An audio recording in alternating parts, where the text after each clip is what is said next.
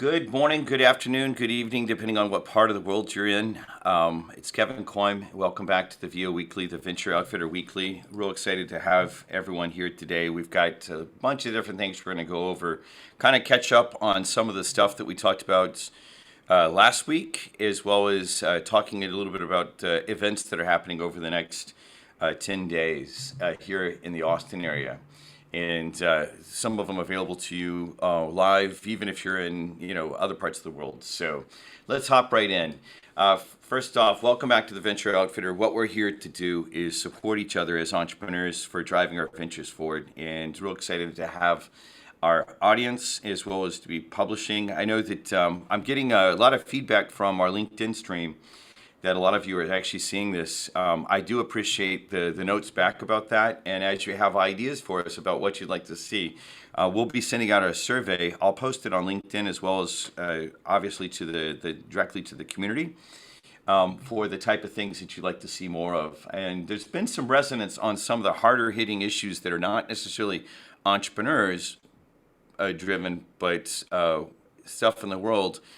That seems like it's really resonating. Keep the feedback coming because I always appreciate that. We will bring back a number of different things where we talk about different tools and things like that as well for making your lives easier as entrepreneurs. I'd like to thank DualWorks, one of our sponsors. We actually broadcast from DualWorks, so if you're looking for co-working or other needs, make sure, or like a closed door office or just even a mailbox, let us know, and we can actually take advantage of offers that they have here. Linda Blackman, the woman who runs the place, is a good friend, and we're excited to work with her. So, Venture Outfitter, we're about to start launching a series of marketing messages and stuff like that. We're going to wait until after South by because South by has been so crazy. But if you're not already in the community, make sure that you actually hop in. The community is available for free. We will be launching, we've already launched, we just haven't been publicizing it, a network level, which will have special opportunities for entrepreneurs to build their businesses in the community of practice of techranch, of the Venture Outfitter. That's going to be available for $99 a month. More details about that later. But if you're just if you don't have any cash or you're in another country or something like that, and you want to be in our community of practice, make sure that you just let us know. And you have to be an entrepreneur and you have to play by the rules, but other than that, there's no cost to be involved in the community. So hopping right in, we have a number of different events that are happening. And for those of you all that have ever been in Austin for South by Southwest, there's a crazy number of things happening. The first is we're going to kick off the South by Southwest week on this Friday in the morning. If you're here in town, you're international, they've already like taken by the way, Jello, if you don't mind, as people come in, go ahead and get the door so I don't have to mute them myself. I'd appreciate that.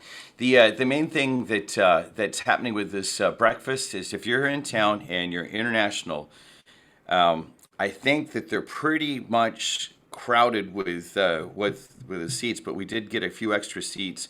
Let me know. In fact, there's like one of our Argentinian senators is going to be joining us, and he wasn't signed up yet, so there is a way to get a handful of people in if you're here in Austin. But the city of Austin, it always does a first launch of a international breakfast. That's going to happen on the 11th. I will be there. We also have back at the end of December, we had Joy Chevalier from the Cook's Nook tell us about what's happening with food security. And she has a conference on food resilience. I'm on her board of advisors, really a big fan of what she does. And so there are tickets available. This is not yet on our events calendar, but it will be within an hour after the taping. So if you're interested, there is free attendance for this. For learning about food security and what they're doing with this conference. Real excited about that. I will be over there as well as part of that, but come hear from the experts, Joey Chevalier and the team that she's assembled for the future of food. We will be hosting a number of students on March 13th from George Washington University. If you'd like to join in the conversation and you're in the family already, please let us know and we'll get you details about how to join me and this team of students. Pretty exciting about what they're doing because they're international students and helping us take this work to the world. I will be speaking about this global supply chain crisis and how startups can take advantage of that. And the key thing that's happening, you've heard in previous programs about how we've got activities happening between around manufacturing and supply chains between Hungary, Mexico, Texas, and other places in the United States. Pretty exciting stuff. The panel, and this is an official South by Southwest conference, but the panel has got quite an interesting group of people. I'd like to think so because I'm one of them, but I don't know. Some of the other people actually tell us more about startups and supply chains. I'll be talking about some of the implications for the international stuff that's happening that we're driving, especially between Texas and Mexico. And as the launch of, we just launched our first Central American cohort and our first bridge to Central America with entrepreneurs from Honduras, El Salvador, Guatemala, and Costa Rica. And so part of what will be happening, we'll have a subsequent talk about that, but part of what we're doing with the global supply chain is as stuff is coming back to the Americas, how to take advantage of plugging into that. And then finally, the last thing I'm going to do officially for South by before I disappear into some body of water somewhere in the world is there is a group that's doing what's called the Goals House, which is the UN Sustainable Development Goals. They have something called Goals House that's going to be on SoCo in South Congress. This is open as well. You can you have to register and things like that, but you don't have to be an official badge holder. But I'll be speaking about innovation without borders along with a number of other panelists from around the world. I think I'm the only person that's based out of the States. Everyone else is from other parts of the world. And it's real exciting to see. You know how I'm passionate about how we build these bridges to drive change in the world. Real excited about that. The other thing that is available, this is a completely virtual event, and TechRanch, along with the University of Texas, the Austin Technology Incubator, Texas State University, and a number of different organizations, launched the Texas Global Health Security Initiative. It's funny, they have so many different people from universities like long names. So I'm getting used to that. I'm a startup guy. Let's just call it like some kind of code name or something like that. But the GHS Innovation Week is available virtually. This is all about how do we, that stands for Global Health Security Innovation. And there are going to be 4 days of programming starting on March 12th through the 15th. TechRanch is responsible for putting together the group around the mental health startups and mental health technologies and stuff like that. And so available for free. Information's available at techranch.com/events about how to sign up. They're using a platform called SwapCard. And there's information all the way from, vaccine deniers to, why is it that the disinformation, or one of the panels that I'm really looking forward to is talking about disinformation and how misinformation and disinformation fueled so much of the conflict that's been going on. Pretty interesting stuff. All the way to the mental health panels that we'll have, and I'll be introducing 7 different startups that we collected around the world in the mental health space. There's a brain expert named Dr. Harris Iyer as well that will be going into great depth. And March 15th is going to be just an explosion about brain health and how do we take on things after the pandemic to recover, not just for the people who got the virus, but other things from that. Like how do we actually truly recover from that? And then coming soon, we'll start announcing more of our other events. But if you're going to be in Austin, especially since we have such an international group, we're going to be leading a panel around May 12th at the Texas EU Business Summit. Now, this will be available virtual as well, but I know that there's going to be a number of people that are going to be on the ground here in Austin. And if you don't have details, we'd like to get them there to you the main thing is just so we can support these cross-border conversations. So last week's conversation around taking action around Ukraine was really, really, really interesting. And today is supposed to be an information session about South by Southwest and the Global Health Security Innovation Week and what's happening and all that sort of stuff. But I received a lot of different feedback notes from people. For those of y'all that don't know, I personally, over the last 5 years, have been in 26 different countries, including, Lithuania to Nigeria to Australia to South Korea, the long way, right? And I was kind of really touched by the number of people who, both very privately through using applications like Signal and then more publicly posting on my timeline and stuff like that, said, hey, we really want to hear you talk more about this sort of stuff. And so I really liked last week's program. Ray Flores, who we heard from last time, sent me another video, and I'm going to go ahead and play this. And then I know a couple of y'all had notes that you wanted to share about what you're hearing. And what we'll do after this is we'll hop into the conversation. We will hop into the conversation about South by Southwest and what's happening around there. But because there is some request about talking about this, and since our network has done some pretty amazing things, like we heard from Andrew Gardner back at the end of August of last year, right? The guy that assembled the team that saved around 1,200 Afghans out of Afghanistan to get them out of harm's way. So I kind of want to make sure that we get to go back to this.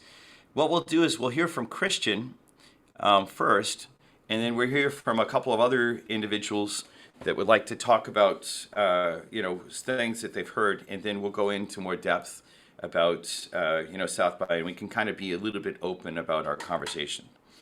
If that works, let's start with Christian. We heard from him last time, and let's hear what he had to say about an update that he just filmed and texted me late last night.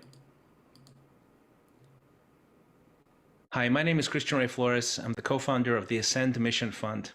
I have deep roots in both Russia and Ukraine. I have lived in both countries, and my heart breaks for the 2.3 million refugees that are fleeing for their lives upended, many of their homes destroyed, in mortal danger, and with no access to aid.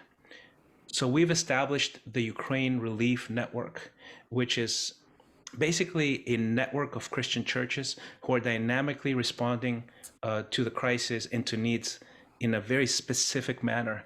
There's so many people out there. They're in cars, in villages, in rented apartments. They're pooling together. They're sleeping on the floor. They are running out of everything, out of warm clothes in sub-zero temperatures, out of water, out of food, out of gas. And we're getting that aid to them through the network in a decentralized way. So if this approach appeals to you and you want to help, you can help in 3 different ways. You can join the network, you can donate, you can follow us on social media, spread the stories of what's happening on the ground. You can fuel the network, you can have others donate and help join in this effort, and you can expand the network. So if you have an organization, a business, a church, a nonprofit who wants to partner with us strategically, we love having those partnerships, and you could become an angel to us so that we can continue to save lives in Ukraine right now as the story develops, as things change every single day. I'm on the phone with Ukraine all day, every day, doing this work. Will you join me?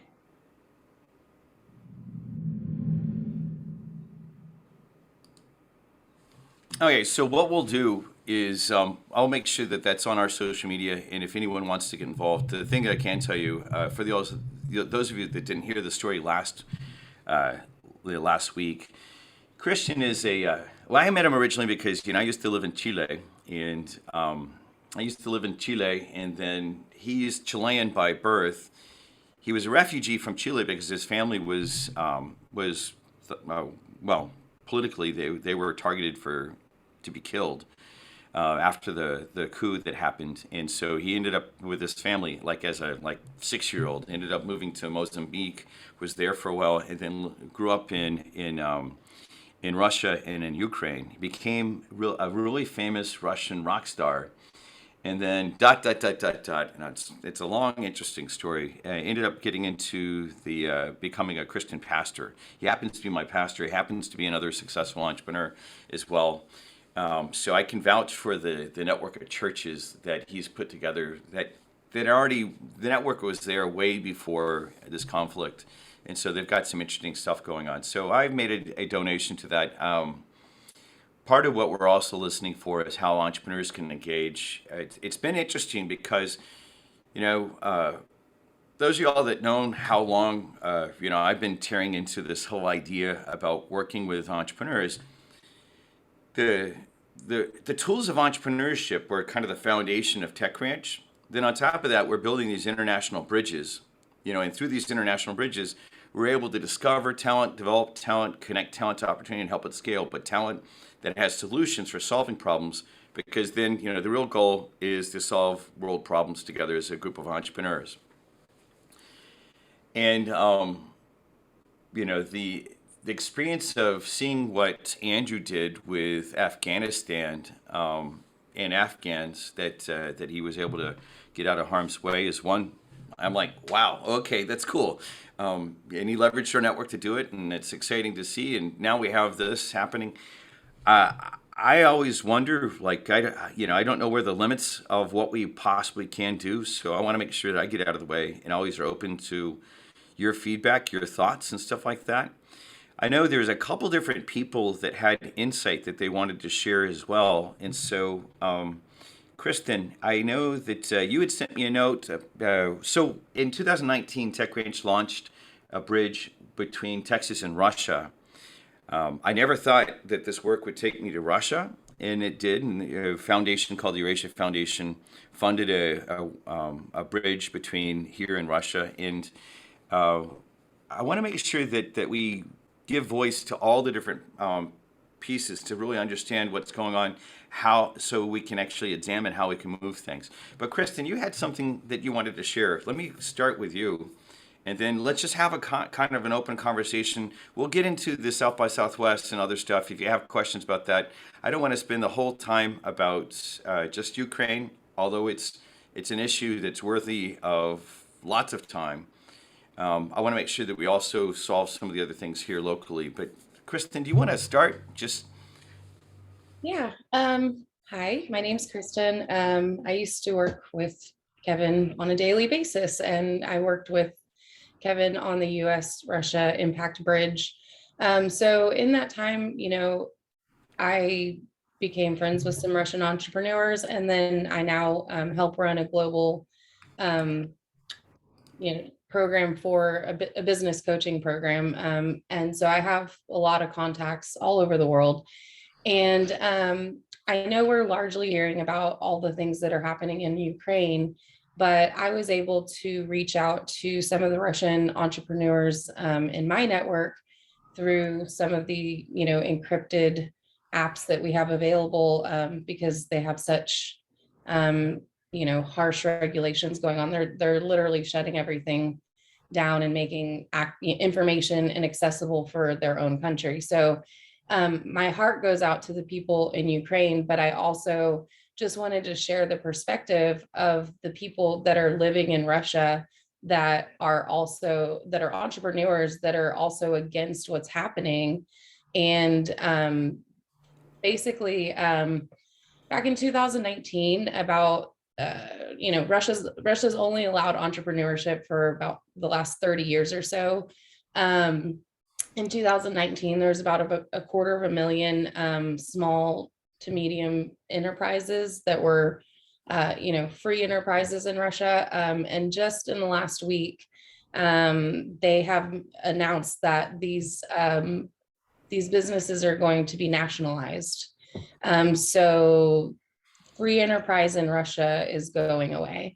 In addition to that, of course, we've heard about the sanctions of spreading fake news and the imprisonment possibilities of 15 years. I just heard over the last weekend that they were upping it to 20 years.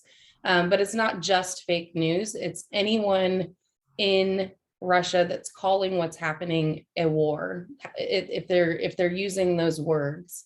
The country itself is calling this a strategic military operation, and anyone who calls it anything otherwise is being threatened for treason. So as we know, like their media sources have been shut down. American and all the other countries are also shutting down business with Russia. But I just heard yesterday that in the next week, Russia itself will be shutting down their own internet, basically putting them back into essentially the 1980s. So I wanted to share this perspective because it's, it affects entrepreneurship, it affects entrepreneurs in the world. We are talking about, of course, like all the bad things that are happening to Ukrainians, but there is a large population of Russians that do not agree with what's happening as well. So I just wanted to share that perspective. And quite frankly, I don't know if by next week I'll be able to reach any of these people because of what's happening. The VPNs that they have set up are being shut down because if they're paid with Visa or MasterCard or anything outside of their own internal country, they're going to be shutting all that down. So they're basically not going to have access to any information other than what the government wants them to hear. So I just wanted to share that. And my heart goes out to people on both sides of this and all sides of this and anyone who's affected by this. So. Yeah, it's a really concerning thing. Being a strong advocate, I'm a strong advocate for free markets, open society. It's interesting. This conflict has really made me start thinking about I'm not going to build a political platform, but if I did, what is it that what is it that's important? This idea about having an open society that has, I don't have to agree with all the different news that's out there, but it's pretty crazy to think that in looking at how this is going to resolve, one of the things that we need to figure out how to do is get good information to the entrepreneurs and the people who could take action in Russia. And so definitely looking for opportunities. If you have ideas about how we can help that society move towards a more open society again, think that'd be really important to do. I think Paulina was also mentioning that she had something that she wanted to share too. Paulina, did you want to? Yes, thank you. Thank you. So I wanted to reiterate as far as what Kristen was saying. I did send a link to the chat. It's a live chat that I shared with during last week's call. And amidst it all, to reiterate the point, there was a story, and this happened in Moscow. So this isn't even a side village. This happened in the heart of Moscow. A sixth grader during a history class, they were having some type of a debate, and he shouted the words, "Glory to Ukraine." All of a sudden, the police were called.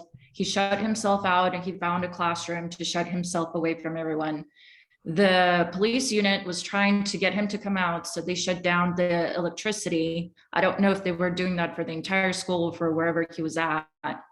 And then by the end of the entire incident, he still refused to come out. So what they did is they left him a note that they were planning on passing to his family, giving him a court trial date set for April, a sixth grader. So it is real. And as far as the internet being cut off, that is the exact same issue that I'm having. I have relatives in Moscow and Rostov. We have an uncle that is further up northern part of Russia, closer to Siberia, I believe. So we're also trying to figure out as far as how to even potentially communicate moving forward. There's absolutely no way. And again, what Kristen was saying, it is true. There was another young couple that was protesting, literally writing the words "no war." So they weren't even using the words Ukraine. They were just saying the words war, no war, good will prevail. They were arrested for 15 days in jail. So the censorship is extreme. And then I do highly recommend for a lot of you to watch. It's a YouTube 1 hour video. It's some type of a reporter doing different interviews talking about Putin, and he was doing different interviews with different ministers, different directors, including Anthony Blinken. And this was actually 4 years ago. They were covering the entire 2016 election and how Russia was meddling with US elections. But Blinken goes through and analyzes how Putin uses different tactics. He takes the strength of what US is known for and uses it against us. He takes the weaknesses of Russia and uses it as a strength to show, oh, we're not so weak after all, because this is what we're doing. And so it's a whole tactic. It's almost like it's a chess game for him.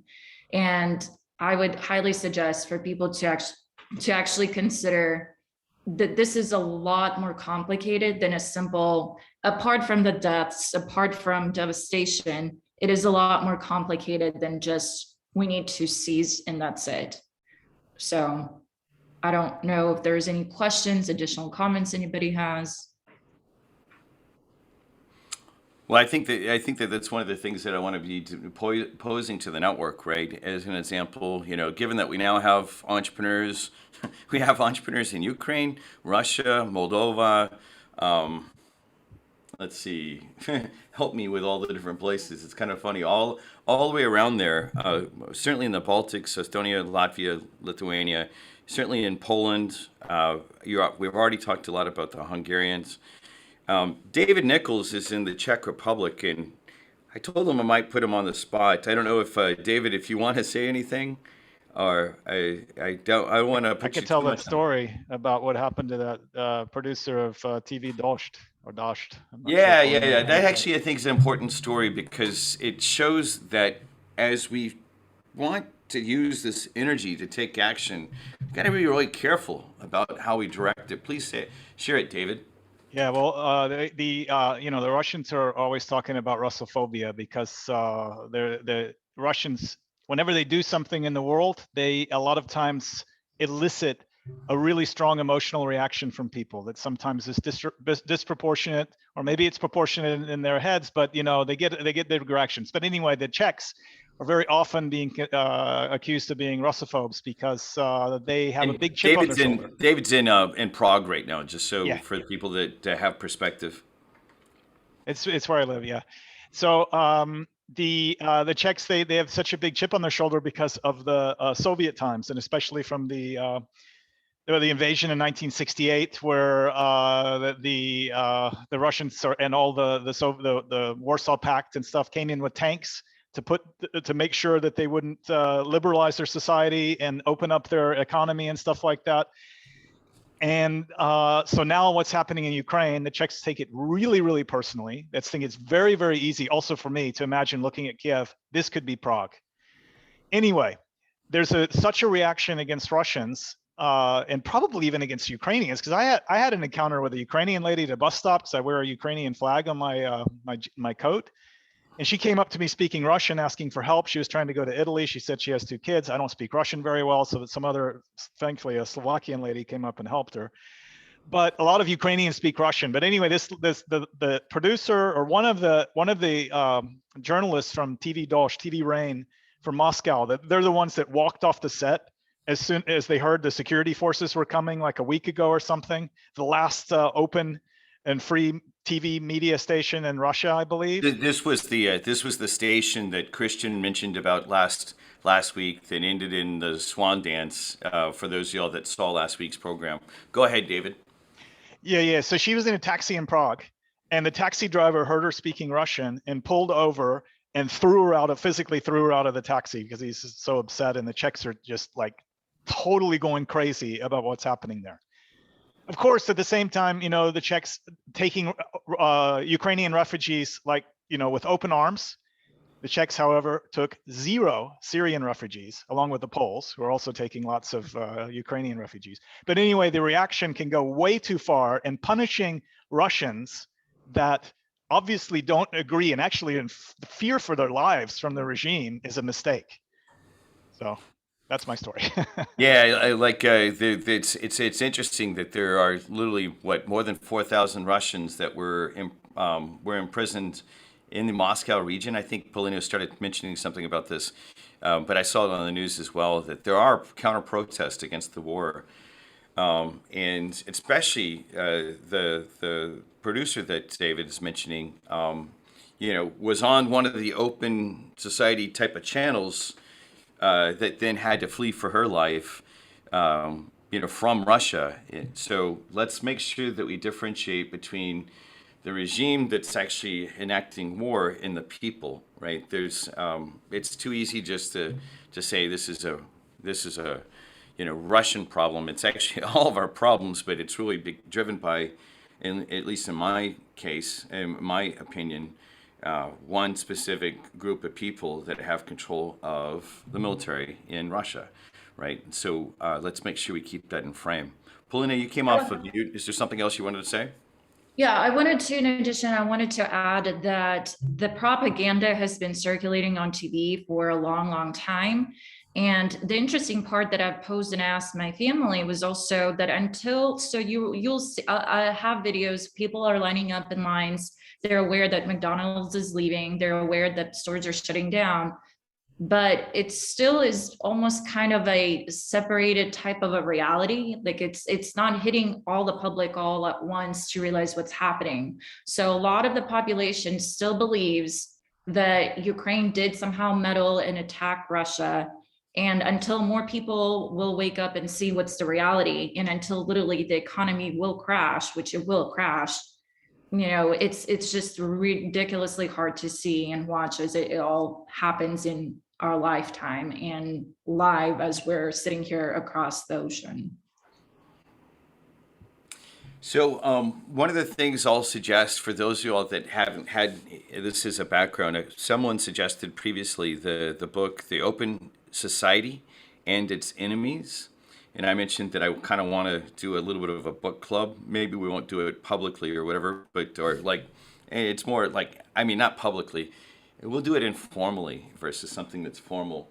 The other thing that I think is interesting especially for us Americans that don't get a lot of exposure to history, is to look at the Velvet Revolution from a standpoint of what, since we have the Czech Republic represented in the House with David there, it's really cool to see what the Czech did, years ago with the Velvet Revolution. If you just read about that, that's quite interesting. In fact, the leader of the Czechoslovakia at the time, when the countries were united into one, is a poet, right? And it's kind of interesting to kind of read a little bit about the person who led them out. Because part of what we have to figure out a soft way to have this resolve. I think we all know that the worst thing could happen is a bunch of rockets go both directions and our conversations are over, at least for, a couple of thousand years or whatever.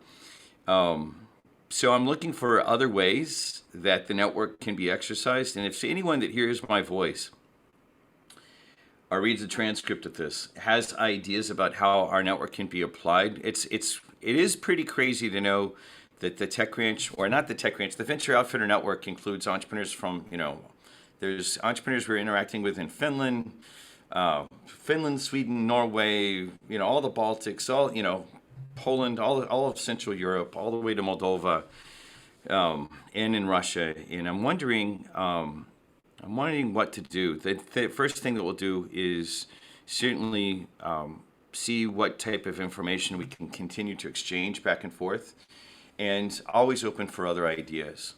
Let me open this up to anyone else that actually has something they'd like to say. If there is someone else that would like to say something about the conflict, the resolution, other ideas, things like that. I know I have a number of people here that I know have really strong opinions, and then I'm kind of like, I'm surprised you guys are being quiet. Randall's making smiles because he knows that I'm probably going to call on him. But I don't know, Monica, Randall, David, or Randall just came off of mute. I know that Randall. But I think this is easy. we're going to destroy Russia's economy, and then they're going to back down. And what is the name of the river that runs right there through the center of Ukraine? They're going to take that and the other states, and we're going to call it a day. Yeah. Dnipro. Yeah, I mean, if they can get that river, then they can get water to Crimea that they took in 2014. So they get water, they get some land to the what is that, to the east of that, I guess, or to the west, yeah, to the east of that. Seems like a good play from Putin's side. I mean, guy's crazy, but that doesn't make him stupid. Understood. I mean, the shit No, deal. We should took him out years ago. You know. Yeah, I don't know what to even say, just because sometimes because I grew up a military kid in San Antonio. Sometimes I'm like, okay, what part in the head is the indoctrination I got growing up next to 4 Air Force bases and 1 Army base in San Antonio. So, and then what is it just like the sensible thing? Like, how do we actually? I mean, the world is at stake right now. I'd love to see anyone else that would like to express an opinion about that. Thank you, Randall. No? Well, what we can do is, I want to make sure that I know there are other people that are in conversation with me that don't feel comfortable even showing up in this program because of the implications, because they're not in. I love the fact that I live in an open society, right? I want to say I really appreciate that. For whatever it's worth, too, TechRanch, way before all this sort of stuff, we have a Central European strategy about how we're reaching out to, startups in Central Europe, because it's just like such a amazing. The technology is there. It's just amazing, and the style of thinking and things like that. We heard a little bit about that when we talked about Hungary. When I was in Hungary, actually, I spent time at the House of Terror to see what the Hungarians come up against, first from the Nazis, then from the Soviets, right? And it's just with that type of information, you can't get that out of your mind, right? It's it's a 2-hour tour that I spent 4 hours at, just because I was like, okay, this is a lot. I'm getting in the chats. Hungarians sided with the Nazis in World War II. There are no truly good guys in the world, right? I personally think that the U.S. should have never gone to Iraq. I think U.S. had a reason to take out some things in Afghanistan after the 9/11 attack, but there's like, war is not the answer, and we got to figure out how to figure out things. Iceland is pretty good, is what David is saying in the chat and stuff like that. Agreed. Yeah. Well, I want to go to Iceland, but haven't gone there yet. Startup Iceland's doing some interesting stuff, and we'll talk about them at some point in the future. But I don't know, any other, before we close down this part of the conversation, if there's anything else that wanted to be expressed, just please, come off of mute, let me know. And in chat, David Sprague is now saying, how can we use hacks on cell phones to get, good information in there, or at least just a wider array of information? I don't know the answer to that. So, yeah, call Elon Musk and drop in a bunch of Starlinks. I think that might end up being, like, certainly on that might be some of the things that we're going to have to see happen. So let me go ahead and do this then. It seems awkward, but I'm going to go ahead and I'm going to switch back to South by Southwest. Does anyone have any questions about the Global Health Security Initiative or South by Southwest? And certainly this will be one of the hot topics. Are there any others that are coming, both in the, Angelo, if you can, check the LinkedIn stream, because I know that we're getting some traffic there, and I can't see it from the way my screen is set up and all that sort of stuff. But are there any requests around South by information, or South by or the Global Health Security Initiative? I'm just curious, Kevin, what's on your checklist for South by? What's on my checklist for South by? You know, the one. So it's really interesting to think back. I was there with Mayor Adler on March 10th of 2020 when, you know, this was like 2 days before he made the announcement. Well, actually, I think it was March 9th. I don't remember exactly. I was there when he was about to make the decision to shut down South by Southwest. And you could just see the stress in his eyes about it. There was a really nice formal event at the Driscoll, and all these international people were in town and all that sort of stuff. So the number one thing that I'm excited about is just to go see what South by looked like after the pandemic. And the truth is that even though I have a platinum badge because I'm a speaker, I haven't necessarily found a lot of things that I'm like, oh wait, I haven't gotten to spend the time because of everything that's been happening about making a big plan. Go ahead, Randall. Did you have something you were going to say? I Oh, want got to it. hear. I want to hear what you're doing. Yeah, well, Are you going so tonight? Are you going to I High will. Tech? I will be at the Austin Technology Council event tonight. I'm also going to be at the. Let's see. Let me just. This is what my calendar looks like. Let's see if I can just share it really quick. One of the things that happens during South by Southwest is there's just like an overabundance of stuff stacked up at the exact same time, as you can kind of see. I'm going to be at the Texas Association of Business South by Southwest kickoff. This will be interesting just because Texas Association of Business, it does represent kind of a policy group that does some lobbying to the state of Texas.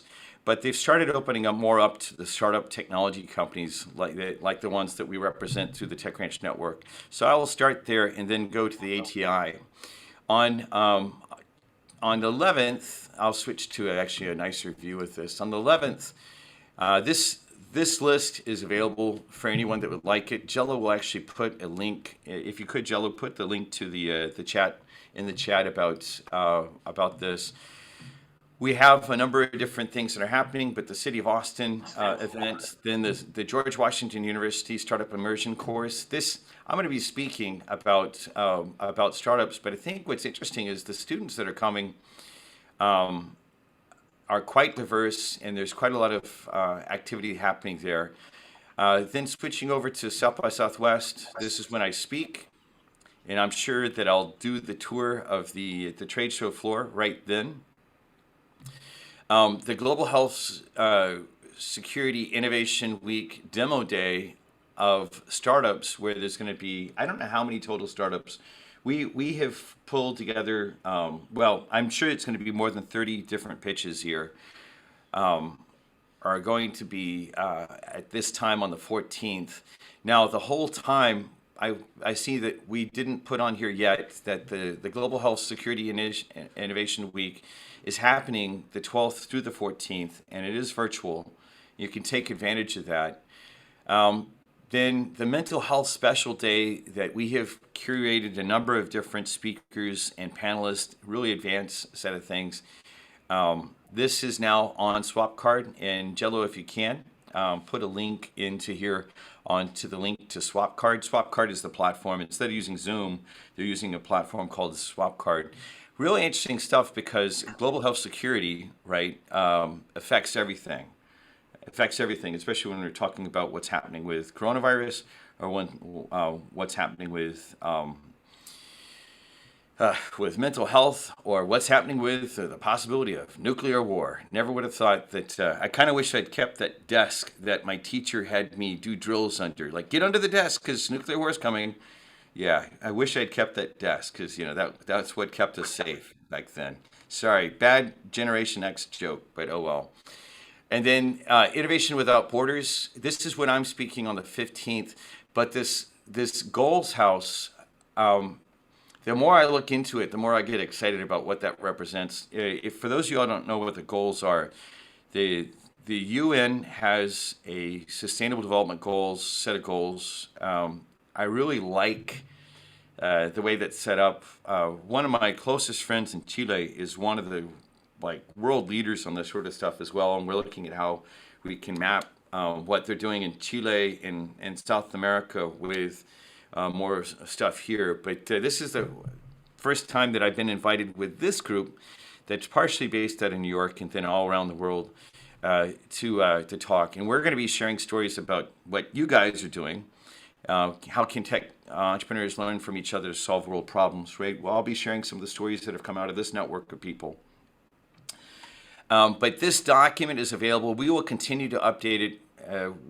Because of the need to continue to update, we just put it on a Google Doc to make it simple. If you have other things that should be listed here, I noticed that we don't yet have the Joy Chevalier's talk about food security, so I'll get Jello to add that on the 12th, which is right here. And that is a free event as well. The other events that I plan on doing, South by Southwest has a lot of talk going on about the psychedelic revolution for mental health.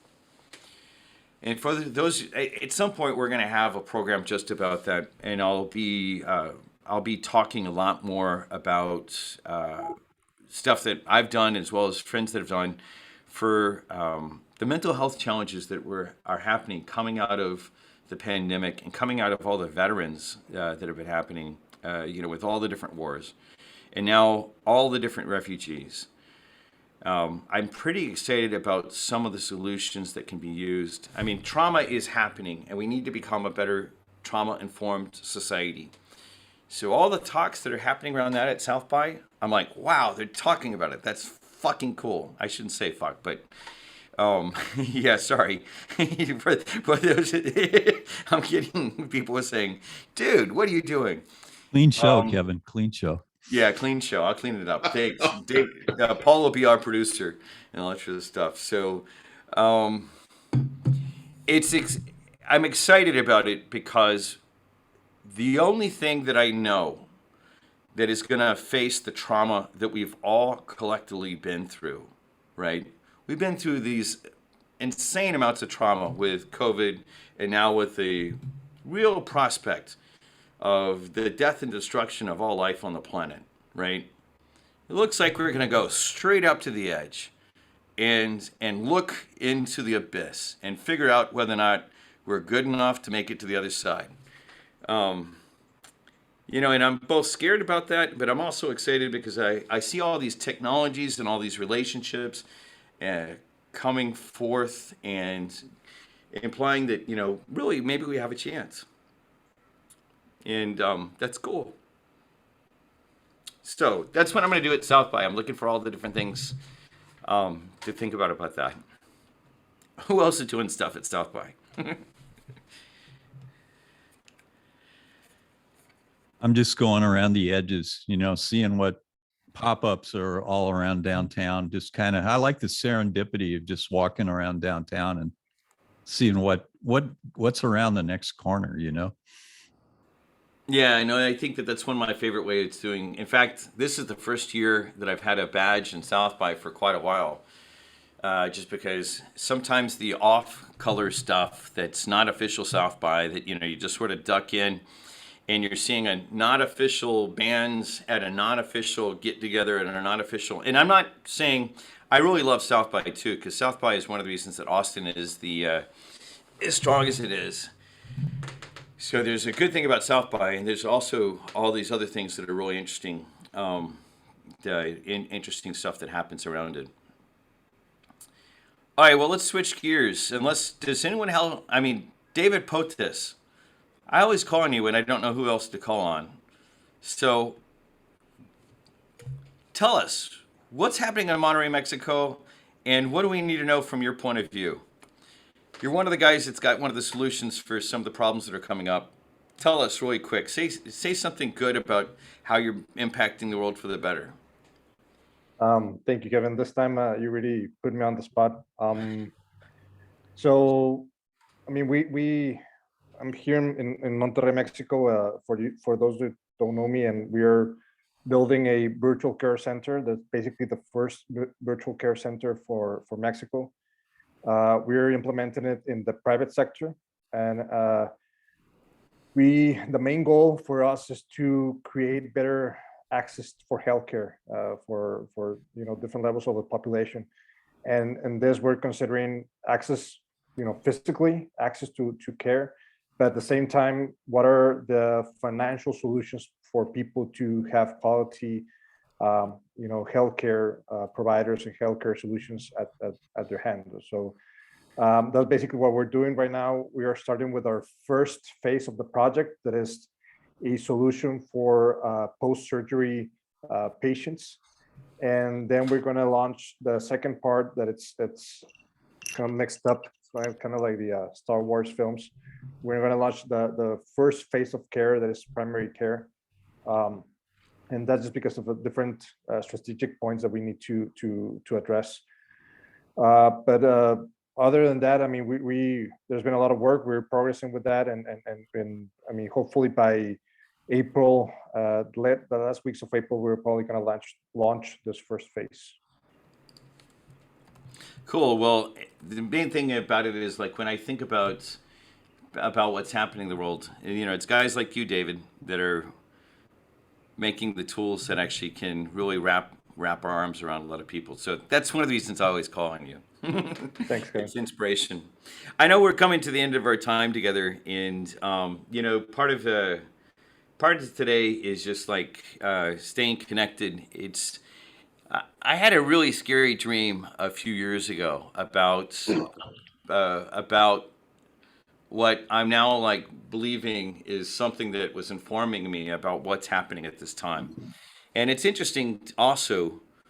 It's actually one of the reasons I'm so driven by, figuring out how we can work together I think it was the kick in the ass that I needed about 4 years ago to start doing these things that built this network out that then, connect to all of y'all, that then has us go to do the work that we're called to do. And so what we'll do is we're going to bring today's Venture Outfitter to a close, but if you have anything that if you have ideas about what needs to be happening, and you don't feel comfortable like saying it in this public forum, but you want to tell me in a private forum, you can do it through Signal. You can do it through Facebook. You can do it through Signal. You can do it through Telegram. You can do it however. I'll listen to all the different ideas, and then I'll do my best to connect you to the parts of the network that can take action. Like I said, it's included everything from a guy in Lithuania who's making calthrops to stop troop carriers, to friends in Moldova that are actually taking lots of Ukrainians in as quickly as they can to try to deal with the refugee crisis. Let's continue to do our very best to see what we can do to make a difference in the world. One of the things that I always remember, let me see, my slides are actually not forwarding, so let me go ahead and try to do my best to share these. Kevin, real quick, one thing I'm wondering about is why isn't there a global movement like Farm Aid or major concerts? I haven't heard of anything. Have you? I have not yet. I'm not as plugged into the music scene though as I am the obscure technology that might all of a sudden solve some fundamental problem scene. So I'm always interested, and I would love to pair what we've got up to that.